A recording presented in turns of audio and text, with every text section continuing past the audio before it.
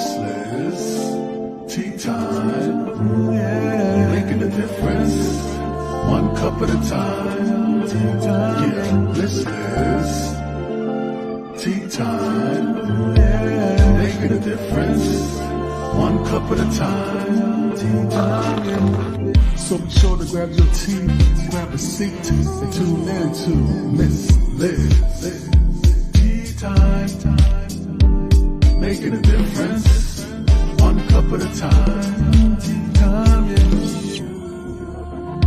Tea time, time.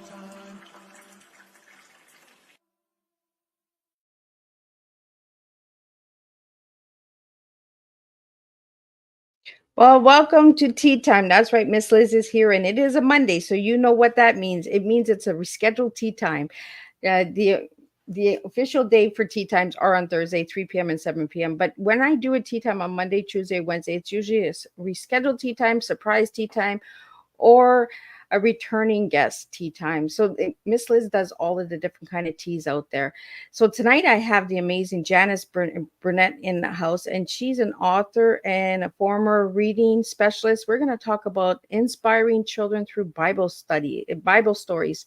And we're going to get to know a little bit more about Janice and who she is. So before we get started, we're going to get you over to Miss Liz's YouTube channel, and we're going to get you to ring that little doorbell, because what does Miss Liz have to offer? Miss Liz has to offer you over 300 different interviews from all walks of life, from all over the world, that you can enjoy. So if one tea time doesn't resonate with you, the next one will, I guarantee you that. So let's get started with the disclaimer and then some bio on Janice, and then we're going to get Janice in here. We're going to spill you a tea of to enable and affirm today. That is the tea that we are serving tonight on Tea Time with Miss Liz. Disclaimer for Miss Liz's Tea Time live show. Miss Liz myself is going live using StreamYard. Before leaving a comment, please grant StreamYard permission to see your name at StreamYard.com. Please be advised that the content brought forward for any Tea Time show hosted by myself, Miss Liz, is always brought forward in good faith. However, may bring forward dialogues and opinions that are not representative of my platform. The facts and information are perceived to be accurate at the giving time of airing. All Tea Time guests and audience participants are responsible for using their good judgment in taking any action that may relate to the discussion. The content brought forward may include discussions for some where they may be emotionally at risk. It's significant to know that this show is engaging in discussion forums only to offer and inspire awareness and connection, and is not providing therapeutical advice.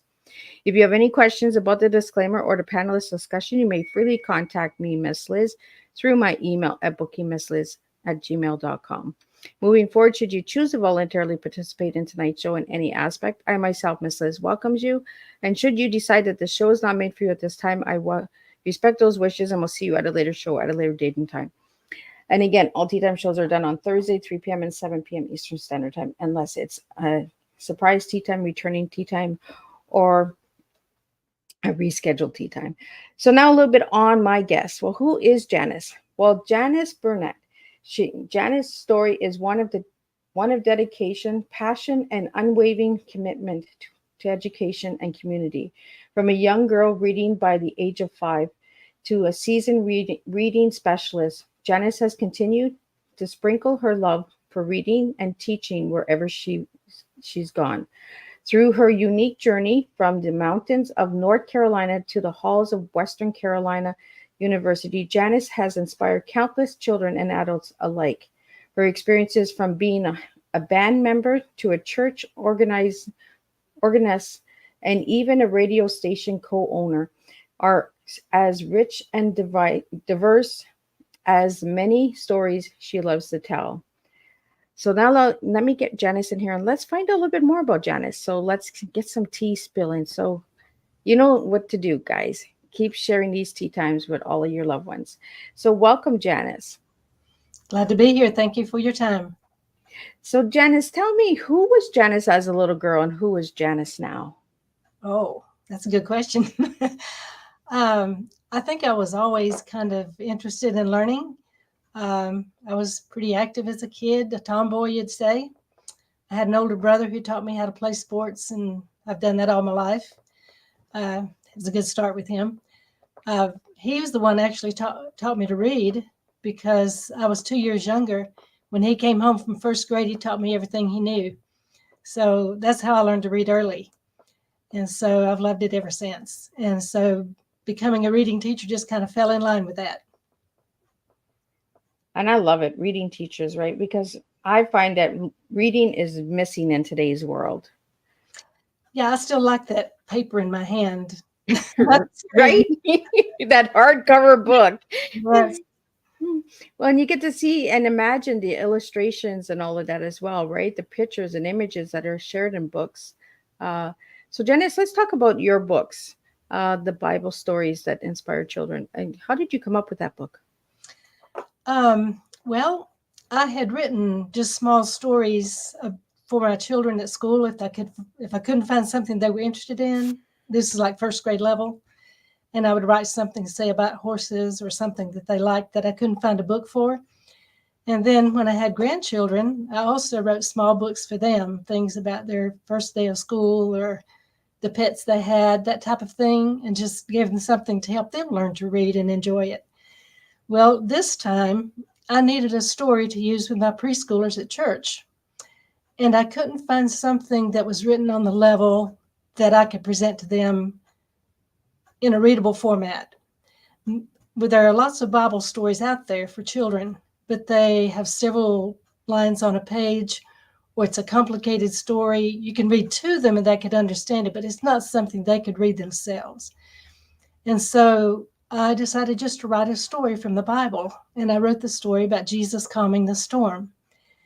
And when I presented it to my kids at church, I talked about the pictures first, and they got the gist of the story. And then I let them read it with me.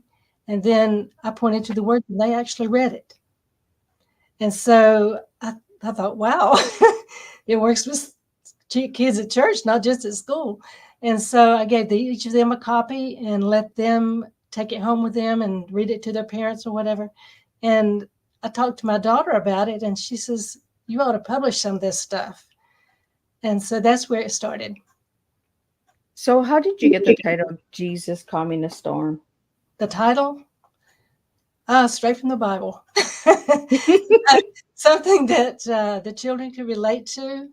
The cover of my book has a picture of a child reading, and he's picturing a ship. So that was kind of the theme of the book, I guess, because I like to stir a child's imagination, what it would be like to be back in Jesus' time and being on a ship, and what are you going to do if there's a storm? So it was kind of going from there. So, Janice, I want to take you back to the age of 5. So what books were you reading at the age of 5? What was your favorite books? I guess one of my first ones was The Little Red Hen. Oh, I haven't heard of that book in a long time.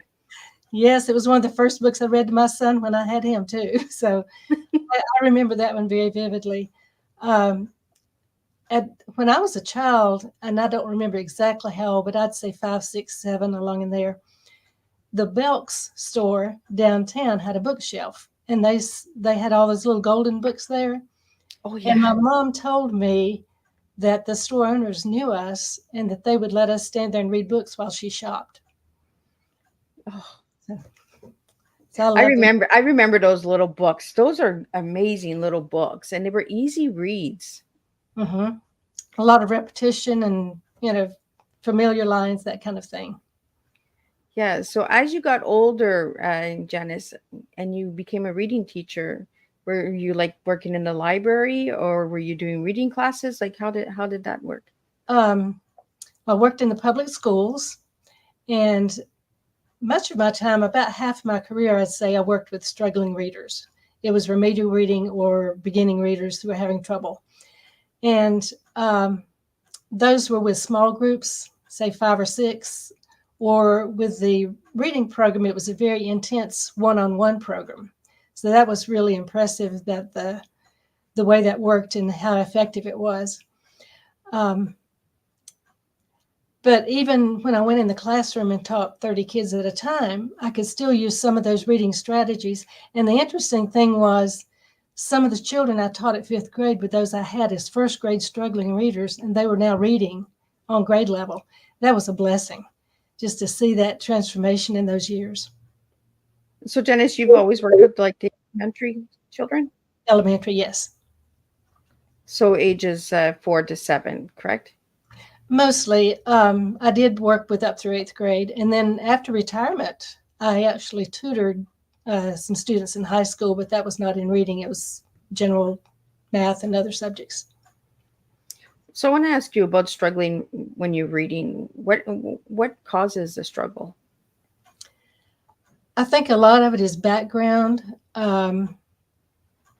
maybe not being read to as much as other children, because that makes a big difference with a child, is to get them interested in books and knowing what words are and what it looks like on a page, even before you start learning your letters. I think that's one of the biggest things. And the reason I say that is because the children that I worked with at first grade level, once we started into books, it was amazing the progress they made. It's just the exposure and giving them something to work with. The reason I have the word train, the word to enable, I was thinking of training, but then enable, is that as a teacher, it's not just imparting knowledge, it's giving them a basis to keep learning. And so what I tried to do as a reading teacher is not just have them memorize words, but have them to think about what they're reading, predict what will come next, check it and see if it's what it really says, that kind of thing. So they can expand their knowledge and go further with it on their own. Yeah, because I feel like when you memorize things, are you actually taking it in? Are you actually understanding it? Or are you just memorizing it to repeat it?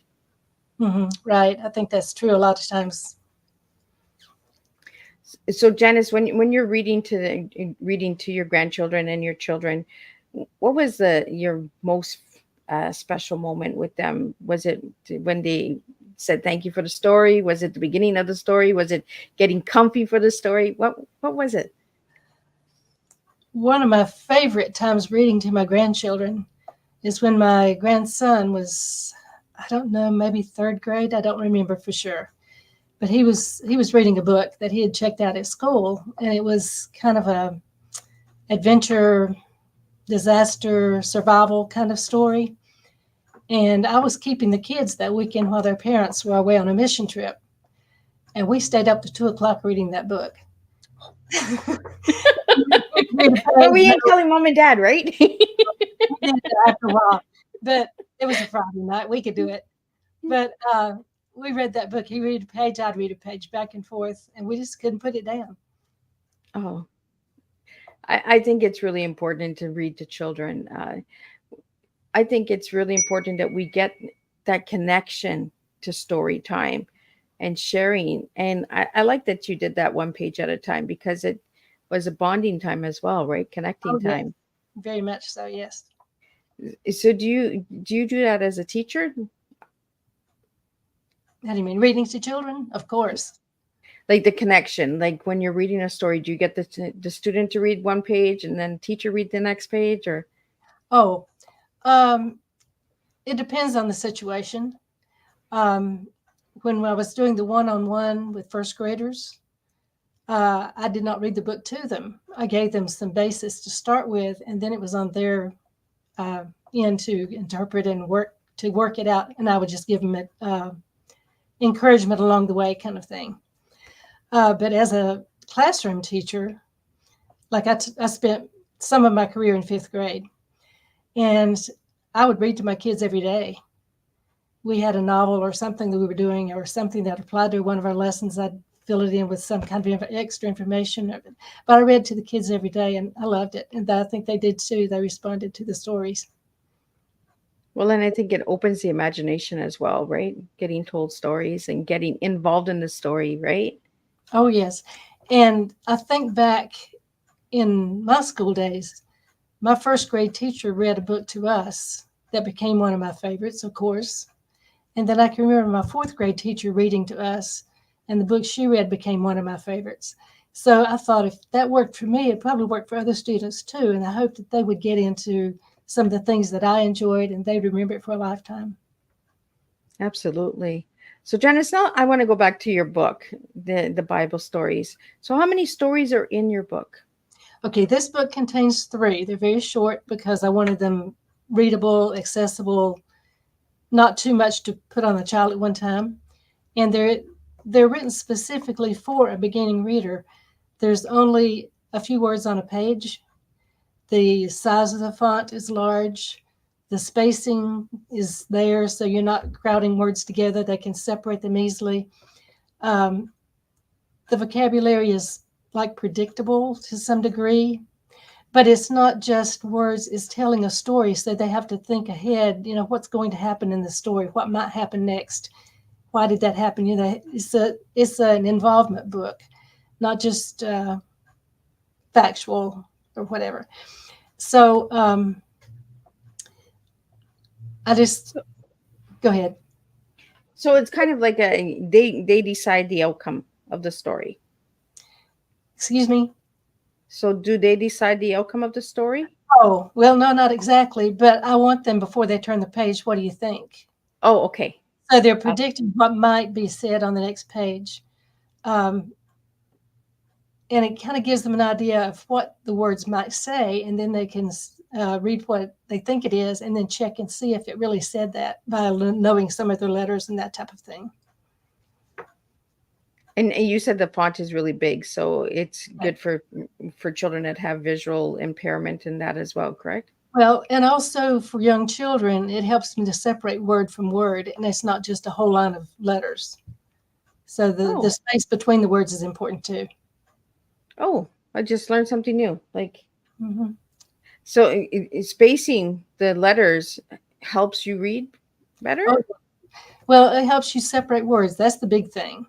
So that they know when they look at the word little, it's different from the word the that came right before it or something. They can recognize, like if they were reading something like the little dog and they said something about, what else starts with D? The little duck.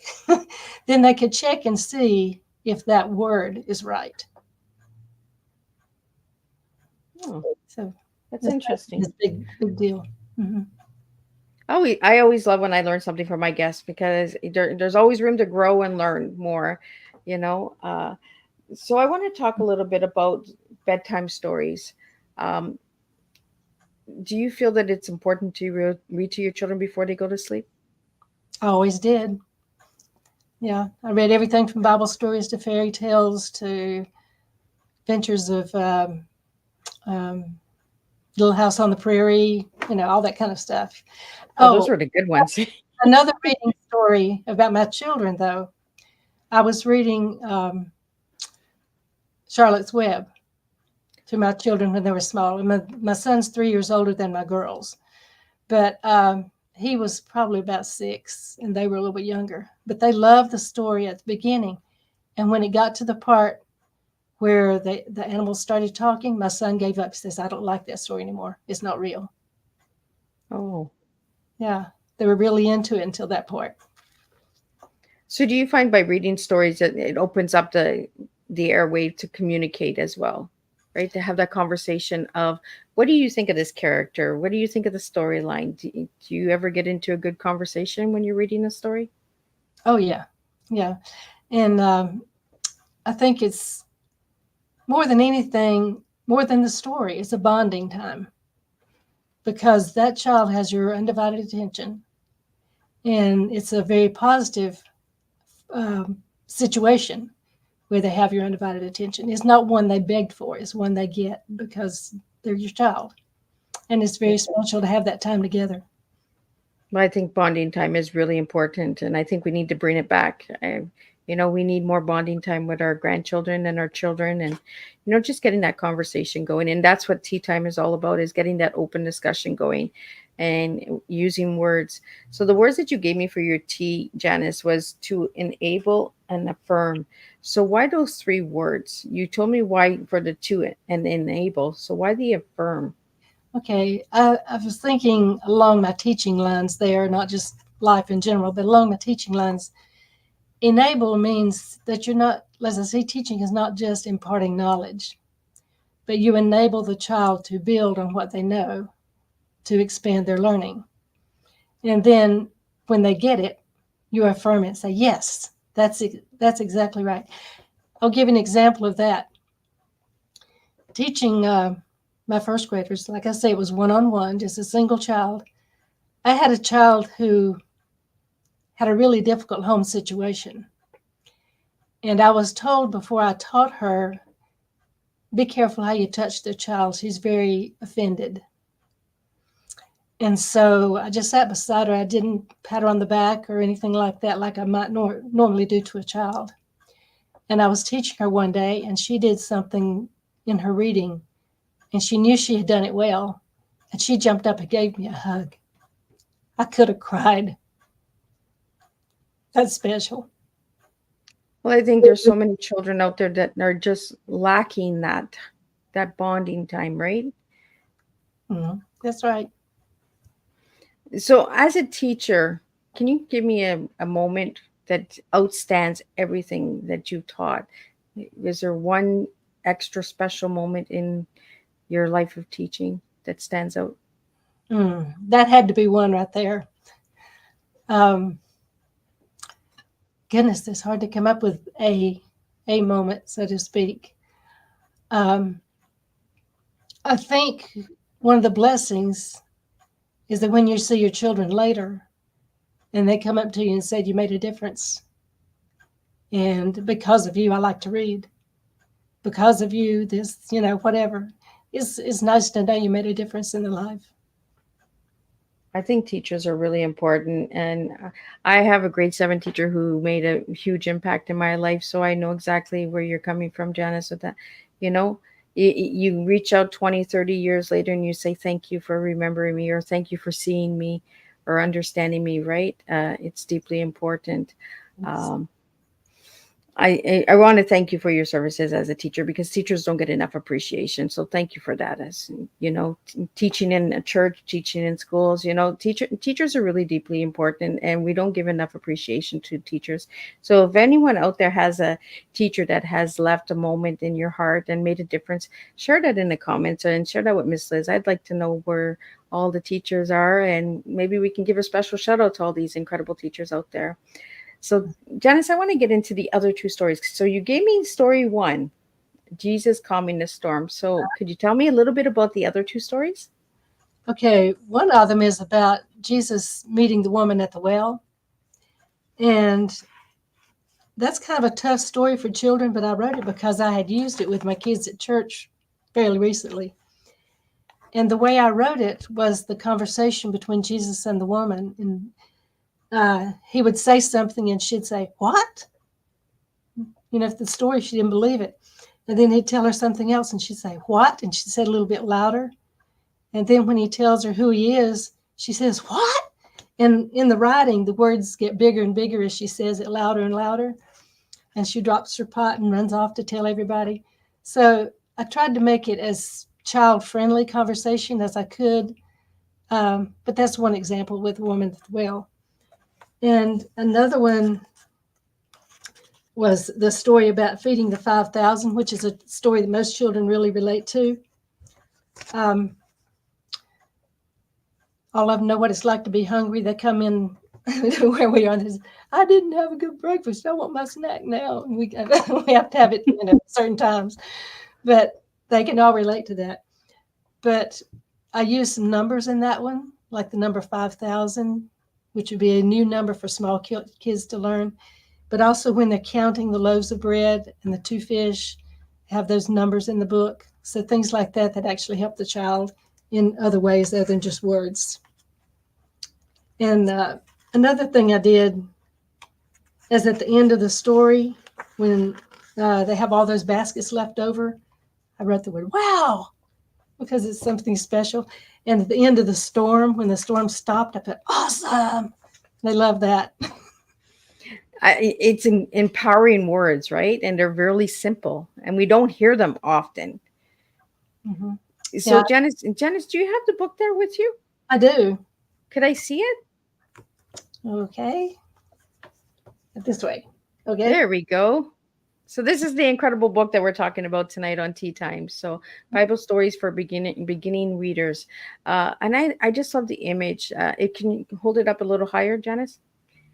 The little boy is just reading a book, and it's really simple image on top, and it brings back the the bonding time of reading stories. And I love that you put numbers in and shapes in and, some fun in there. Um, so can we get a little sneak peek of a little inside of the book, Janice? Okay, let's see. Here's an example of a Oh. page there where Jesus tells the disciples to go and feed the people, but they have no money and no food. So the words and the pictures supplement each other. Very simple images too. I like it. And as I said, few words on a page with a large font. And then they spot the boy that has food. He has food. And then here's the page I was telling you about with the numbers 1, 2, 3, 4, 5 loaves of bread. And then get my book in the right place. 1, 2 fish. The one I was telling you about, the Samaritan woman, I called it Jesus Gives Living Water. And here she comes with her water pot. He asks her for a drink of water. She says, "What?" Because if you know the story, most people would not speak to her. It was unusual for a man to speak to her. So she says, "What?" And then he says, "I can give you living water." And she says, "What?"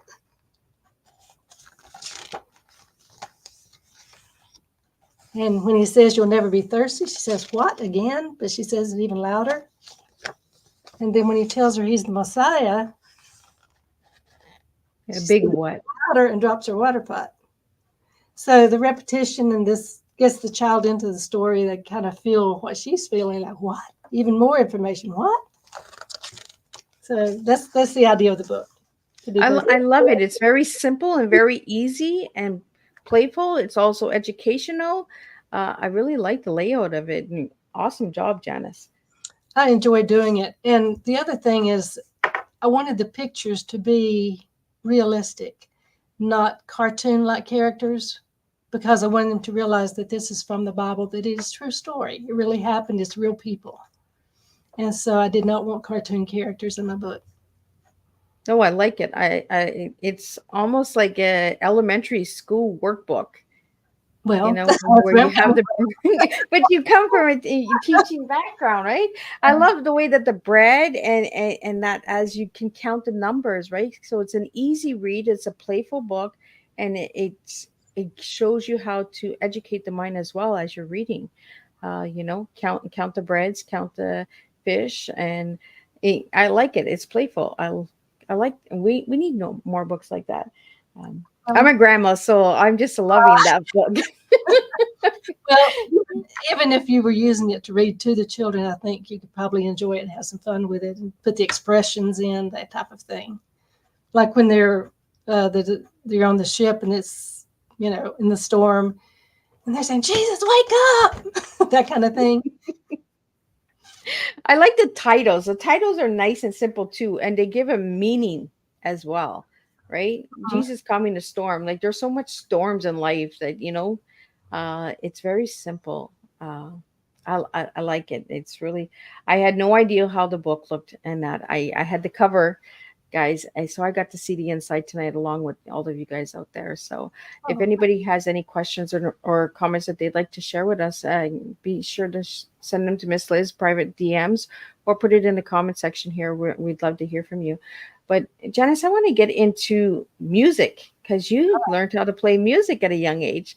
So let's talk about how important music is as well, because reading and music are two things that are important, and reading notes on the music paper and that as well. So how old were you when you started playing music?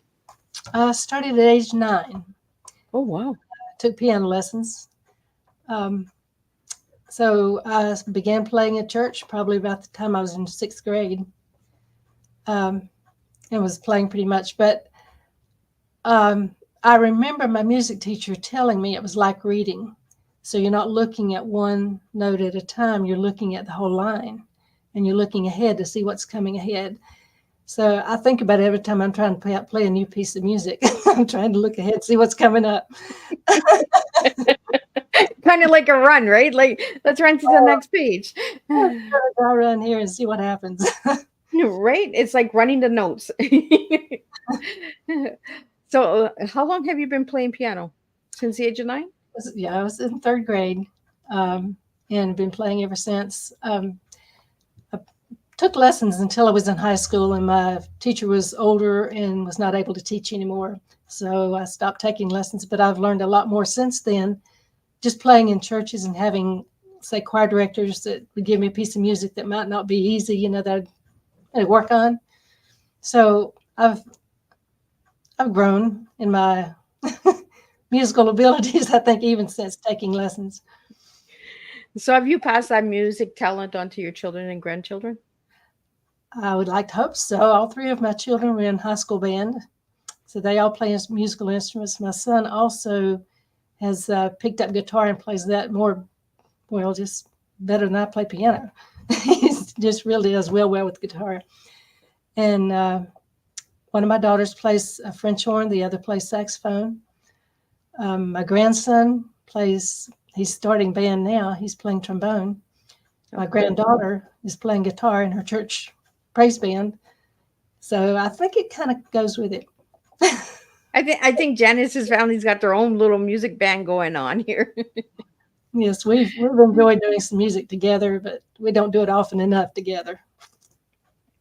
So, Janice, I want to talk about church and missionary because you've done a lot of mission work as well. Yeah. So, could you share a little bit about that for anybody that might be interested on knowing more about missions and how they work and all that?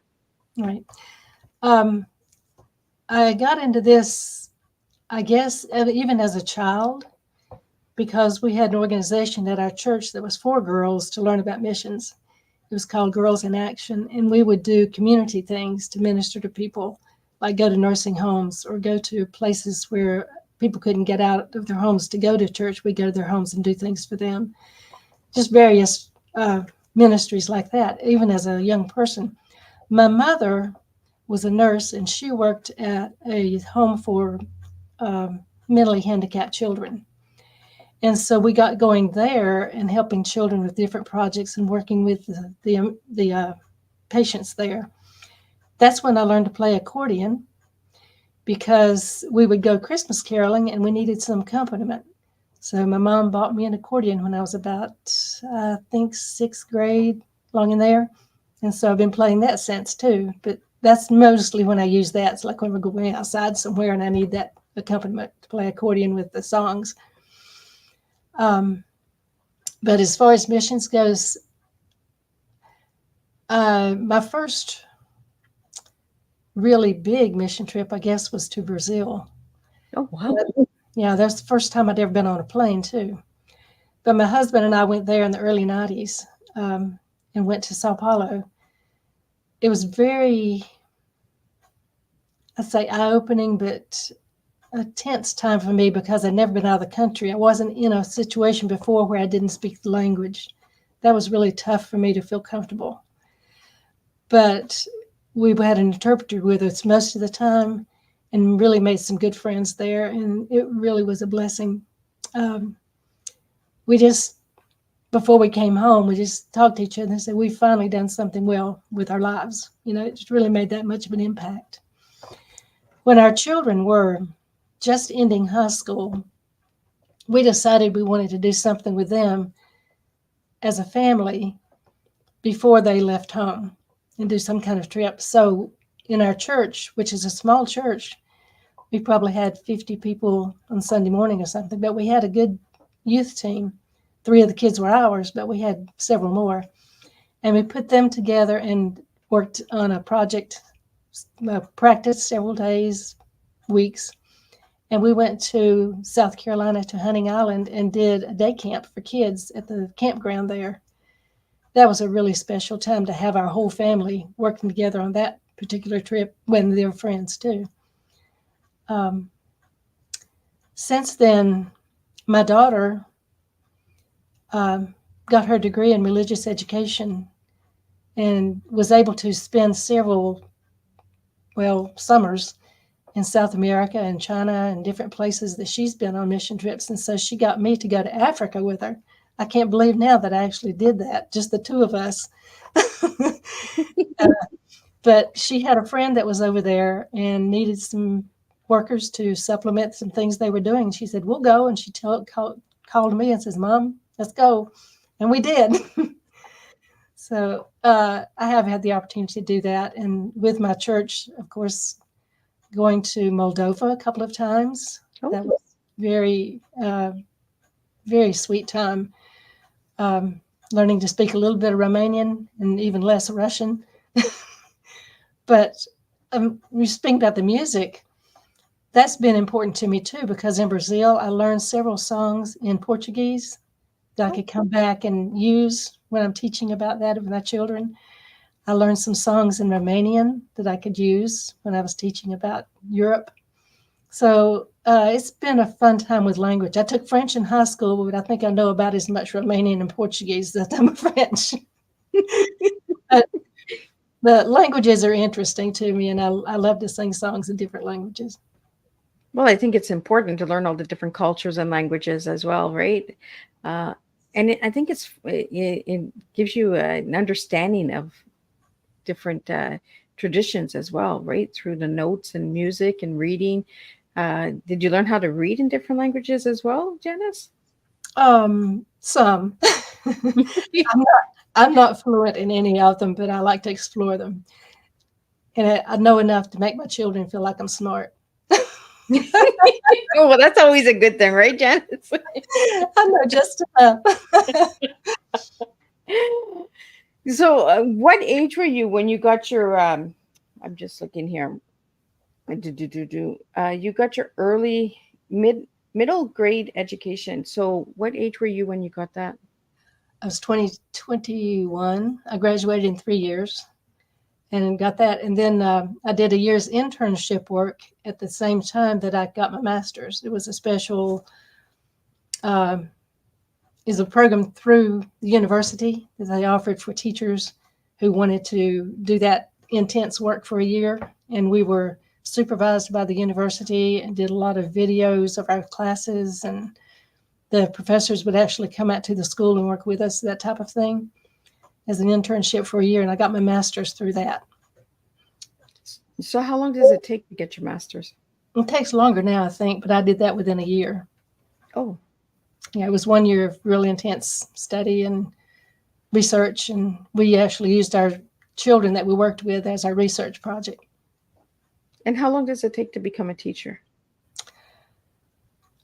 Now, I would say, I think it's still a 4-year degree, but with a master's, it would take longer. And I think most teachers now go ahead and work and then get their master's as they, maybe during the summers. So they do their summer schooling. Oh, I did some of that too. But Janice, I want to talk to you now about the Teachers Corp. What's the Teachers Corp? Teacher Corps. Teacher Corps was the program I was talking about. That was that intensive master's level program that they did with us and worked with us in the schools. We had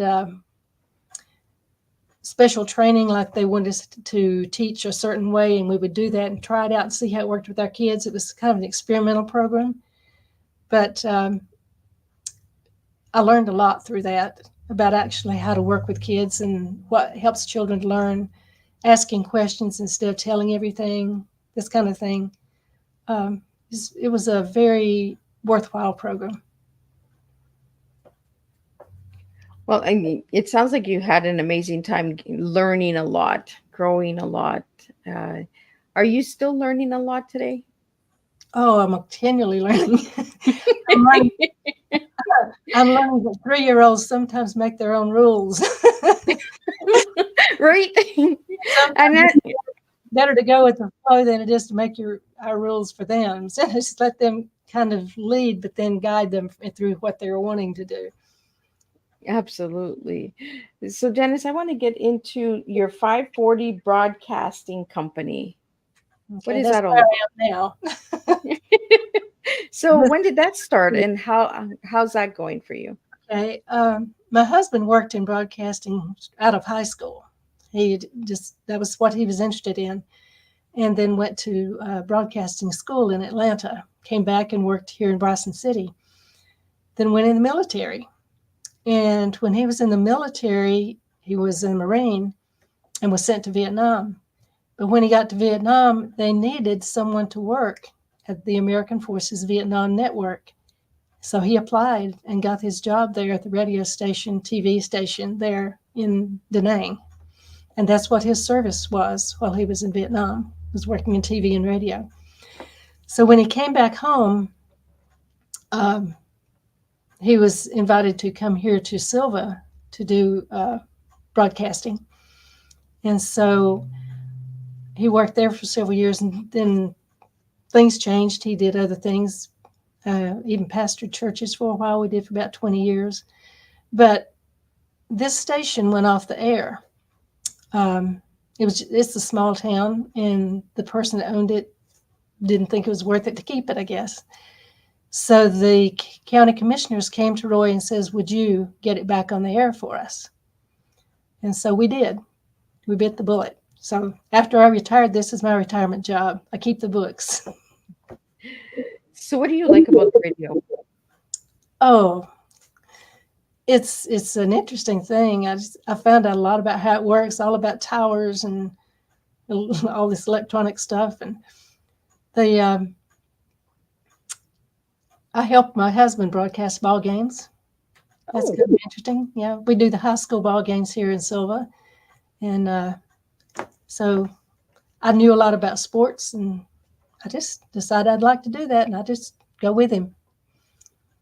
I like it. Ball games. A good baseball game, right? A baseball game's good too. I've helped him some on those. He's got another guy that likes to do baseball and football. So if that guy's not there, I go. But most of the time he has somebody. I usually help him with the basketball part. So, and do you guys play any music on the radio? Oh, yes. The format here in Silva is like adult contemporary. But we also have the station in Bryson City, the one he started with as a teenager. And we do classic country there. Oh, awesome.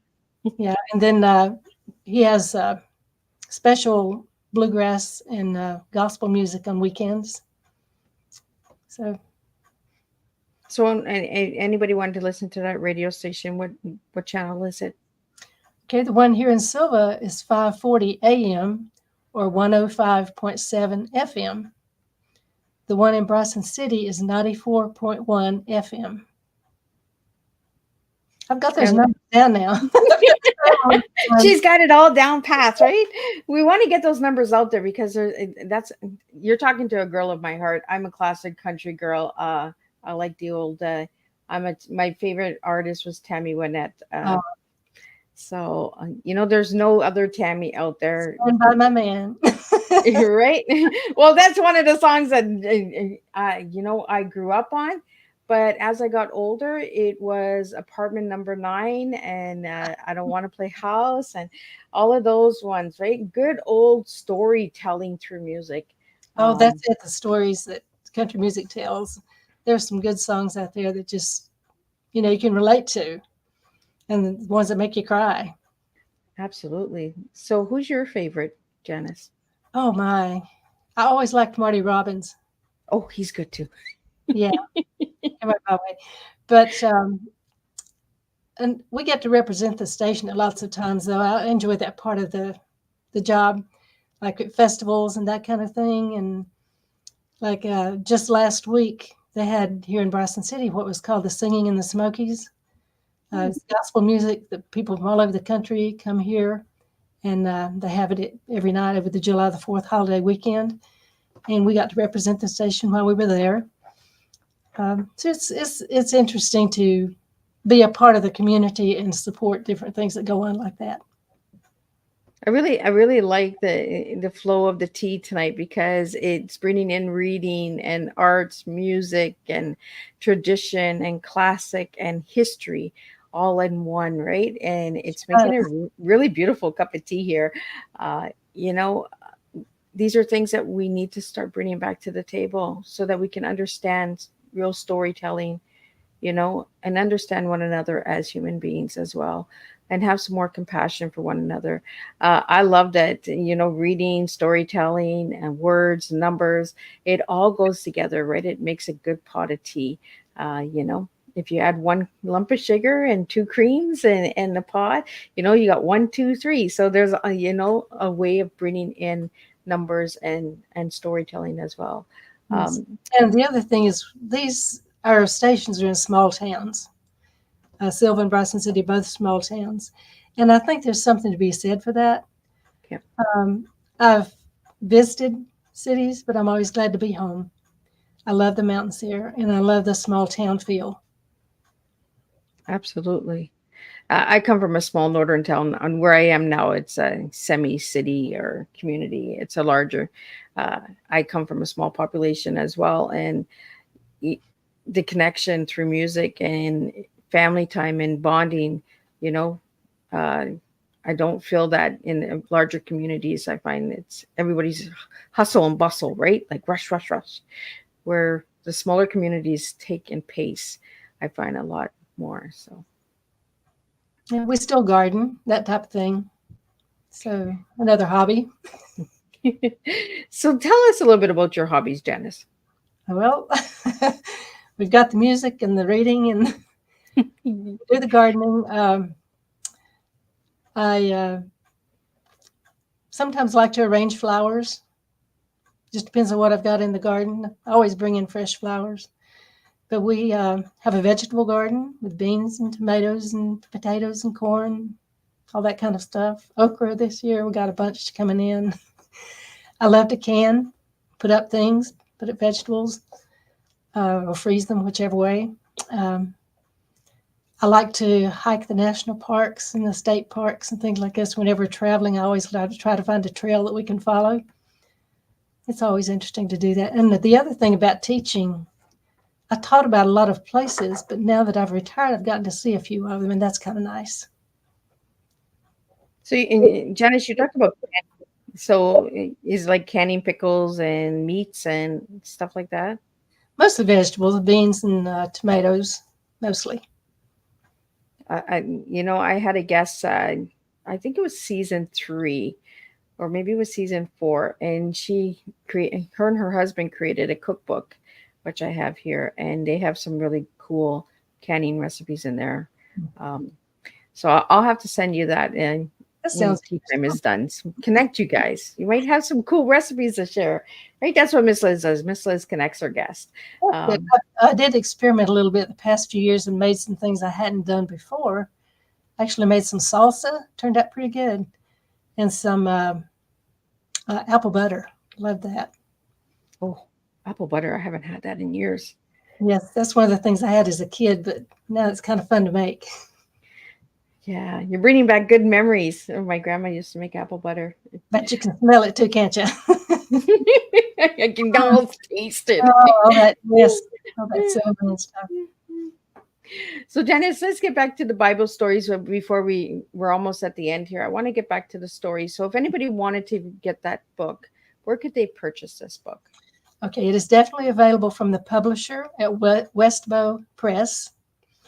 It's on Amazon, and it is also at Barnes & Noble.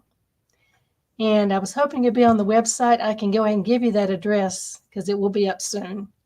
And it's called JaniceBBooks.com.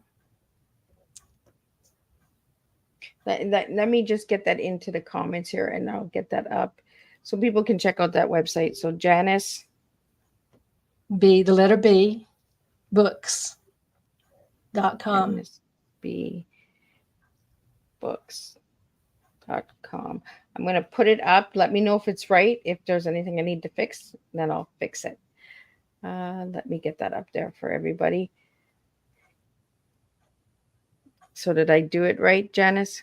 That's correct. Okay, so let me go in and put the www. All the good stuff for everybody. It's just JaniceBBooks.com. Easy website to remember as well. Well, I've tried to keep it appropriate to what I do. And then I have another book that's already at the publisher and should be coming out pretty soon. It'll be other stories about the New Testament. So we'll see what happens with it. So Janice, I want to get into your favorite color. I asked you what your favorite color was, and you gave me the color blue. Why blue? I'm getting older. It used to be yellow. When I was younger, I had a yellow bedroom. When I built our house, I put yellow in my kitchen. But I think blue is more of a sedate color that is peaceful. And there's all different shades of it too. And I guess running in silver, you got to have blue because the high school Mustangs are blue. Absolutely. And I asked you to give me one word to describe yourself, and you gave me creative. That goes back to the music, and I like to play around with art. I like to make things. I like to dabble with paint. I did the pictures in my book. And well, with music, working with the children at church, a lot of times we will make up words to a song to tell the Bible story, that type of thing. I like doing creative things and getting the kids involved, and it makes it their own. So that's all part of it. So can you give us a little Bible song that you use? We did one about Jonah. Let's see how it started. The Lord told Jonah, go and preach. We did it to the tune of Mary Had a Little Lamb, I think. But God told Jonah, go and preach, go and preach, go and preach.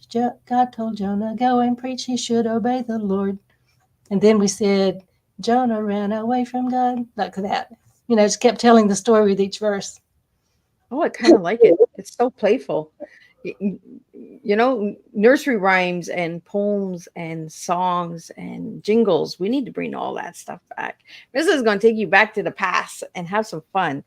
Well, let me tell you something else. When I was teaching school, I made up, kids have trouble, this is 5th grade, with the globe and latitude and longitude. So I made up a song to where is that little dog gone?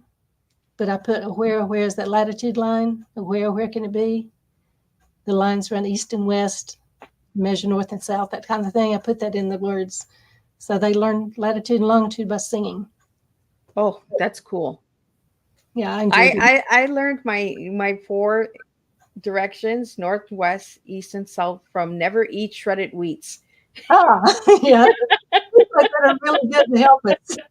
That's how my grandma would always make sure that we had our shredded wheats. I'd be like, no, never eat shredded wheats.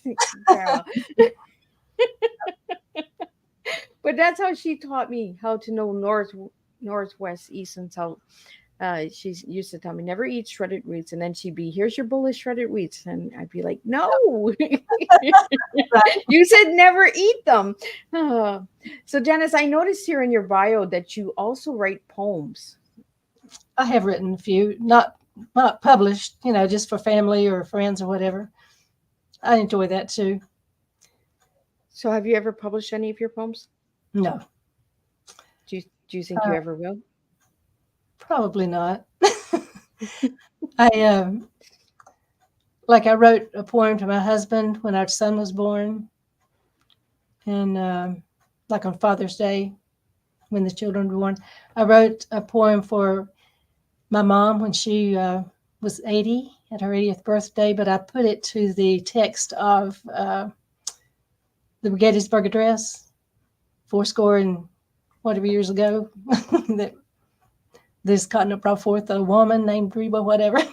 And I've done things like that with writing a lot. It's fun to play with. I had a pastor who retired, and I wrote a poem for him. He was always very playful with the children, with children's sermons and things like that. And we always teased him about Dr. Seuss. So I wrote his poem in the tone of Dr. Seuss. And that was kind of fun. I wrote a poem for our choir director when he retired, and I made that to the sound of music. So I build on known things. I'm not creative enough to come up with my own idea, but I like to build off other people's ideas. That's why I won't publish them. It probably wouldn't be legal. Well, they're personal poems. They are personal. So anything in the works for the future, Janice? Any future books that are coming out that you're Well, working on? with Westbow Press, I've contracted for 3. So my second one is at the publishers now and should be coming out within the next month or so. And then I've not decided for sure about the third one. I don't know if I'm going to stay with New Testament, if I'm going to maybe do some Old Testament stories in it. So we'll That's see. really cool. So Janice, what is your favorite scripture in the Bible? Oh my goodness. I'd have to say my favorite verse is Proverbs 3, 5, and 6. It says, trust in the Lord with all your heart and lean not on your own understanding. In all your ways acknowledge him and he will direct your paths. Wow. I kind of tried to live by that. Well, thank you for sharing that. Sometimes hearing the word helps a lot. And for my listeners out there that are listening, I hope that you're enjoying tonight's conversation. And be sure to check out Janice's books on Amazon and Barnes & Noble and Westbow Publishing, Westbow Press, and that as well. Janice, if anybody would like to reach you, and that you're working with a publicist, correct? I am. So could you put that out there, or would you like me just to let everybody go to the website to reach out to you? Just that website should be up very shortly. That'd be the best. And so what final message do you have for all the listeners tonight, Janice? Just enjoy reading. And I was thinking if we're going to teach our children to read, I think it's wonderful we can teach them the best book. And that's the other reason I wrote this one, because it needs to be out there. Well, thank you so much. I really had a pleasure sitting and talking with you tonight and getting to know you a little bit more, and taking me back a little bit of history in that as well, bringing some good memories back. Thank you for that. The apple butter. Oh, Grandma, I wish you were. My grandma passed in November, and I miss her. Bless her heart. But it's those moments, when it's the recipes and the special times. So Janice, before we wrap up, what special moment would you like to bring into your life this year for the rest of 2024? Oh my. That's a tough one, because we just celebrated our 50th wedding anniversary. That was a big one in this past year. So it's hard to look forward to say what could be, And we also did a trip with all of our kids and family together at one time. And that doesn't happen often because they live in different places. So I think just being together with family again, just everybody together would be great. Awesome. I really love it. Connection, community, family, and bonding. Let's bring bonding back, and let's start reading to our children. Reading to our children is deeply important, and, encourage reading as well. And do what Janice said at the beginning of the interview is, read one page and the next one read the next. But, 2 a.m., that's a little late. Marissa is not encouraging all the little ones to stay up that late. But, if you're with your grandma or your grandpa or your mom and dad and you're reading a story, it's bonding time. So you get away with that one. We've only done it once, so we're forgiven. Right? And it was a special time. It's a special moment now. It's like my little granddaughter said to me the other day, I got you wrapped around my little finger, Nanny. And I said, oh, I'm not sure about that one. And she's like, yep. And I was like, oh, maybe she does. And how old is the granddaughter? She's 3. So yeah, so she's got her nanny wrapped around her little finger. So but thank you again, Janice, for sitting and talking with me tonight. Thank you to all the listeners out there. I see you guys popping in and out. We have a couple of little glitches here, technology. So Instagram, yes, it was broadcasting, but it got cut off for some reason. I'm not sure. But again, if you guys would like to know more about Miss Liz or anything like that, about any of the tea times, check out Miss Liz's website at www.misslizsteatimes.com, and also go over to Miss Liz's YouTube channel. Give that little bell a ring, and you can watch these tea times at 2 a.m. when you're done reading a book. So we will be back on Thursday. at 3 p.m. with Brasha Goats. She's back, and it's 3 times that she'll be here having tea. So we're going to really be having a strong cup of tea. And our 7 p.m. tea time has been rescheduled until August 5th because of a hurricane that was in Texas. All of my guest safety comes first before an interview. So we have rescheduled that one, so you can see that one in August. And the press release will be released in the next 24 hours for my August lineup. So you can check that all out as well. So until then, I will see everybody on Thursday, same time, same place. And we're going to serve a different cup of tea to you all to enjoy, so we can teach educational awareness one cup of tea at a time. So thank you all for joining me tonight. Thank you.